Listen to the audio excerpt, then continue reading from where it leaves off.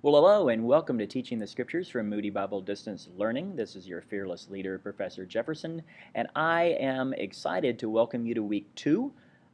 In week one, there wasn't a discussion board, so it kind of went pretty fast, right? It just kind of seemed, wow, there wasn't a lot to do. And week two is going to seem that way too, but don't be fooled. There are assignments, they're just due a little later, so don't put that off. But as I'm looking outside, it's gray, it's windy, it's cold, it's raining.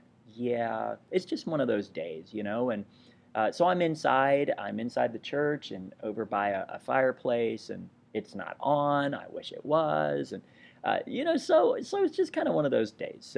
But it's okay. We're gonna go forward here in week two, and I want to just kind of talk to you a little bit about what you're going to be doing. You're going to be doing a learner characteristic chart.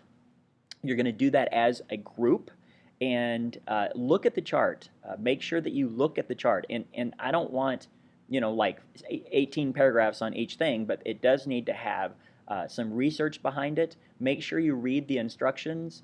Make sure that you understand what you're trying to do is you're trying to prepare a chart for the things that you need to know if you are teaching that specific population, preschoolers, teenagers, older adults, that sort of thing. And you will work on this as a team.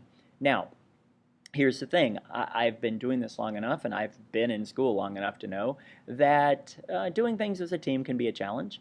So I want to make sure that you give your best to it. Make sure to interact, make sure to answer emails, make sure to do your part instead of just one person doing a lot of it. I know that some of you get really, really, really stressed out by stuff like this. You know how I know that? Because I did.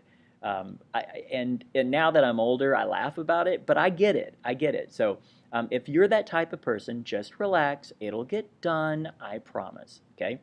So that's not due this week. That's actually due week 3, and then you'll do a peer evaluation of how each other did, and that's due week 4.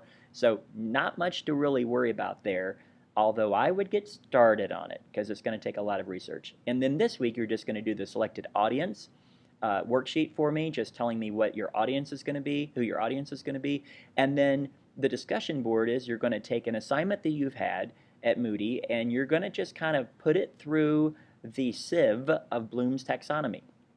Kind of walk us through how you see that assignment. What was the purpose of it? How does it fit into Bloom's taxonomy? That sort of thing. Okay, so that's it for this week. For the answer for last week, my favorite movie is The Princess Bride. I could watch it 1,000 times and it's still good. This week, my favorite question that I ask, and if you've been in my class before, you know this question. If I could give you unlimited funds and you could sit on the front row of any concert in history of anyone, who would it be? Now, some of you are going to go all spiritual on me, and you're going to tell me, I don't know, Hillsong or Ren Collective, or you go back and you'd see Steve Camp, or you'd see Steve Green, or somebody. I don't know. For me, I'm just going to give you grace. I'm just going to kind of tell you how it is. I would see the Doors in 1967, 8 at the Whiskey A Go-Go. That's where I'd see them. It was a phenomenon. I've read a lot about Jim Morrison. I kind of wish he hadn't have become a rock star because I think he would have been an amazing poet. Might not have become an alcoholic, might not have become a drug addict, might not have died.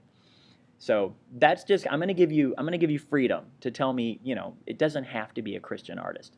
So with that said, that's it. If you have any questions, if you have any comments, if you have any prayer requests, please let me know. And don't judge me for the Doors, please. All right, onward and upwards.